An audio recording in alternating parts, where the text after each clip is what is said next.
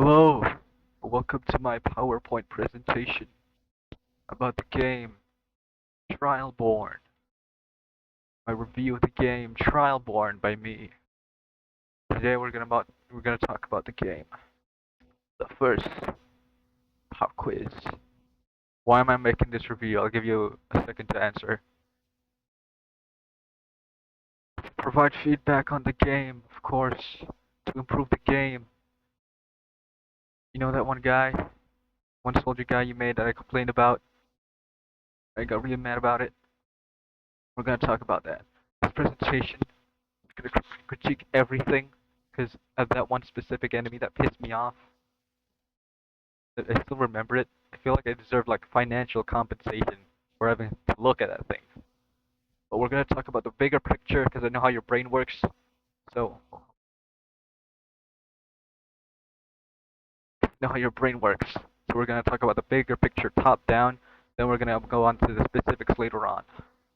We're gonna about to talk about game design philosophies.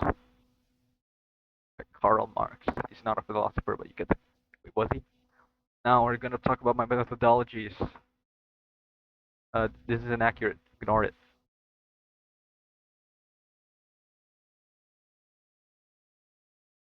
Let's get started. First, a pop quiz. What is a design philosophy? Am I recording this? Yes, I am. What is a design philosophy? I'll give you a second to answer it. You can imagine it. The point of your game.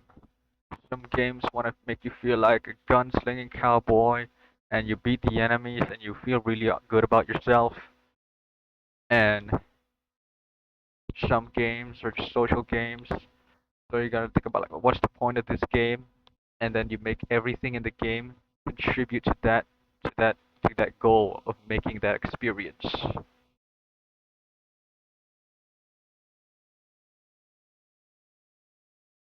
Let's see a few titles for some examples. We're gonna talk about Minecraft. 'Cause I like Minecraft. No, I don't.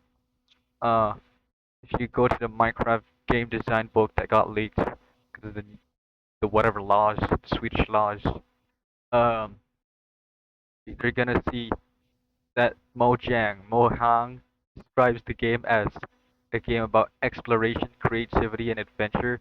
As you explore areas, you get creative with what builds you make, and you go on adventures. It was also engineering, but and then see this game, like a rhythm game with more rhythm. See this game, it's a multiplayer horror game that wanted to be funny and also pretty scary still, and the multiplayer aspects that wanted to add to the horror rather than dilute it. And why do I bring this up? I'll give you a second to that. Because when I was analyzing Trialborn, I was like a kind of a nothing burger of a game, to be honest. Uh, was very wishy-washy with its premise, if that makes sense. All the components of the game, I didn't know what they were contributing to because they went in like different directions. And as you can see, by going in different directions with the laser pointer, I made a big X. That's how flawed the game is. Can you tell? I'm a professional. Yeah. Anyway, it lacks a goal, purpose, and all these buzzwords. Because of that, it's really difficult to understand why certain parts felt unpleasant. Because, well, they didn't really have any point to them, any purpose. You can read this honestly. We're gonna go. So I'm gonna leaving the solutions to you. I'm gonna talk about the problems, but the solutions. The different solutions will contribute to different design philosophies, different goals, different. They'll craft a different experience. I want you to make your game and not my game, so you should go with your vision and whatever fixes contribute to your vision the most. So I'm just gonna leave it to you.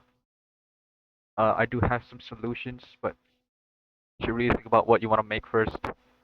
What you want the game to be. Let's Bane. Now, as for the introductory scene, why'd you add a platforming section with no air control? Like I just wanted to play the medium difficulty part, but like I went to the door. I went to the door, right? And the door man had this platforming section, and I just ended up dying to the platforming section because the jumps were so tight. And also, there's no air control. So what was I really gonna do there? Not even part of the main game. There's no very little platforming in the main game, and this mysterious broken atmosphere vibe, and kind of got ruined while that dying over and over again.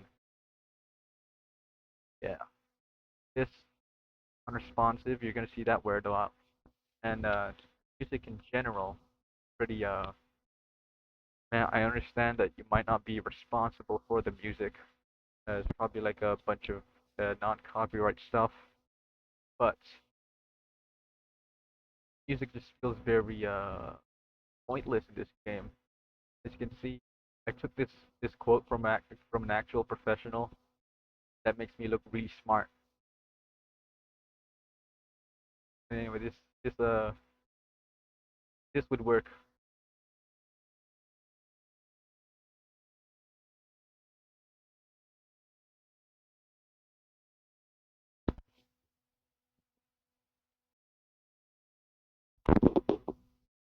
To me, the music felt like it was trying to uh, convince you that your feelings and experience that we weren't actually feeling. I think basing it off of more the more accurate feeling of the playtest of the experience within the game would make the music less in the way, less out of place. Now let's talk about the gunplay. If then the gift is gonna load. There we go. And the gunplay was these three words. Uh, they felt like they weren't designed to be used alongside each other in combat. What I mean with by that was like there wasn't really a reason to switch between any of them. They lacked really any like any strengths or weaknesses. You could basically just pick one and roll with it for the entire game. And the ammo restriction was the only thing there that could really encourage that, and it didn't really encourage it that much, if at all, in my experience. And the weapons had very few differences. Like I said, very few differences, and weaknesses were too small. The the gunplay with them, like the effectiveness of them in all scenarios, were very identical, and there wasn't really a reason to switch. All the weapons just kind of made it feel bloated.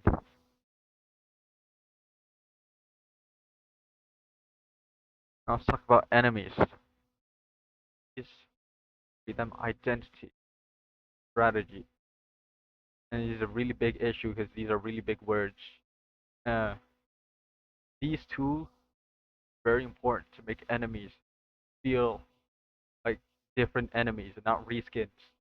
They create different scenarios in combat depending on the enemy combos and how many there are, and the map as well. Makes very interesting fights. Makes different fights. Uh, you can learn from the enemy's unique movesets and overcome those unique movesets through developing unique strategies and using different tactics for whatever combination or whatever individual you're fighting. Succeed through developing these skills. And right now, there are no skills. Everyone's just kind of a meat shield. They sometimes shoot at you. Yeah. Like I said, just adding a little air control probably help a ton here.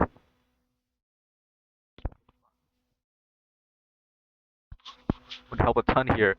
And the map design doesn't have ways for any thoughtful positioning like shooting angles or shooting behind cover. It's mostly open spaces, and there is some verticality, but there isn't that actually plays. There isn't verticality that actually plays in the gameplay.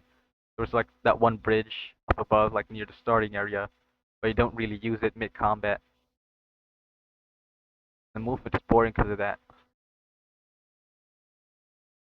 Now let's talk about boomer shooters. Can't spell boomer shooters. The genre is, from what I've heard, is supposed to be very simple and the bare bone parts of shooting games, which can make it less interesting. Can be interesting, but it can make it less interesting. From my experience, games can combat very simple premises and executions. It can combat that feeling boring by making the game interesting with the result of combining every mechanic in the game. And this game suffers especially because a lot of the parts were design isolated and don't try working with each other. So how can we fix it?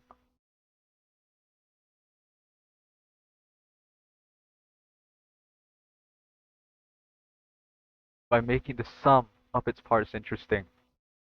By you get every mechanic, and through the power of friendship, they combine together, make one interesting game instead of a bunch of boring individual parts.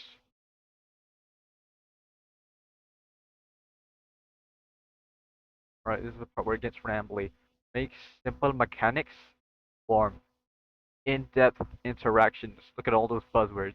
This would be a lot more straightforward if you made the ideas yourself.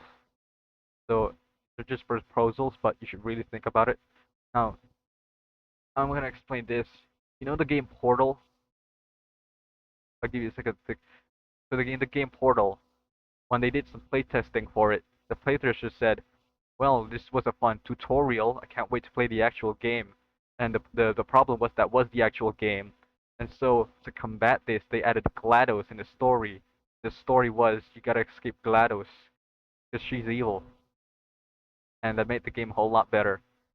This game would massively benefit from having a story because the developers of Portal said this: without story, uh, the Portal gameplay would be meh, and the Portal story by itself is also pretty meh.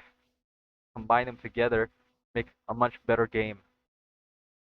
If you had a story, like a stronger story, there is a story in the game, in Trialborn, but it wasn't really the main thing.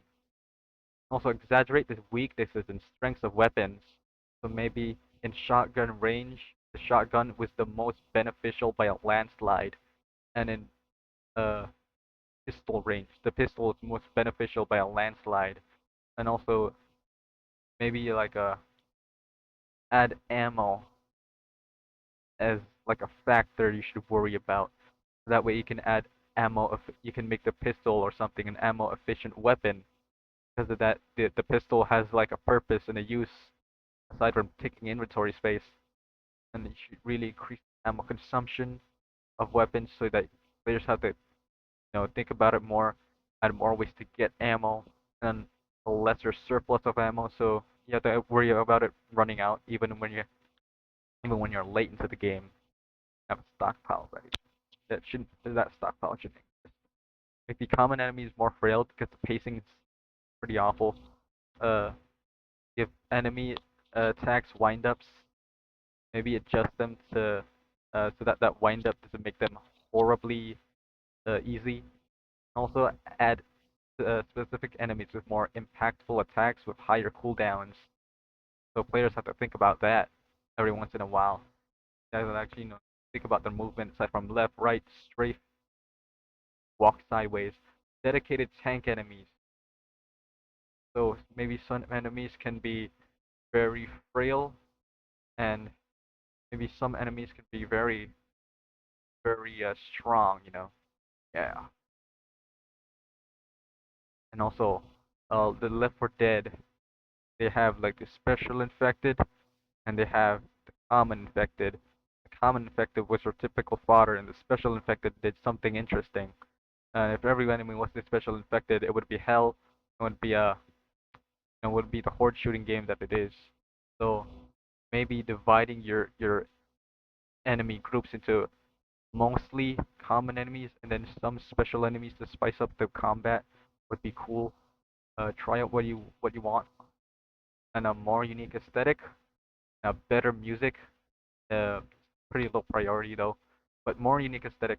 Aesthetic of this game is pretty generic, to be honest. It was like very meh, and that really is gonna hurt your marketing and whatever not. People are gonna look at it, they're gonna go, eh, and they go watch like a Mr. Beast video. Then you go, oh, never mind. So, so yeah, more unique aesthetic. Figure out your art style. Shaders especially are like such a big part of how your game looks. So if you can figure out even just like a unique way of shading, like making the dark spots and shadow spots of like the parts in the game with shadows and dark spots, if you could make them like slightly red, that will influence how the game looks a lot. Also, more in control. Please give weapons knockback. So now air control, knockback. Wow, you could open up the map a lot with that. You could have interesting ways to traverse the map. Maybe some areas are only accessible with weapons with knockback. You know, there's soldier from Team Fortress. They designed specific places with the soldier's rocket jump in mind, and it made the map a lot more interesting. The soldier was up here, everyone else was down here, and the soldier had the whole thing. But yeah, think about that. Think about how the weapons could also influence how you move. I don't know what this is. Alright, that's the end.